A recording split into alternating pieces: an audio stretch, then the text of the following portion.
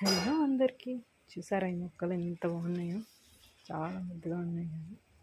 ఈ మొక్కలు ఎంత బాగుండడానికి కారణం ఏంటి తెలుసా? మెయిన్గా ఈ పాట్స్ చూడండి ఎంత బాగున్నాయో. ఈ పాట్స్ ఎక్కడ ఆర్డర్ పెట్టాను తెలుసా?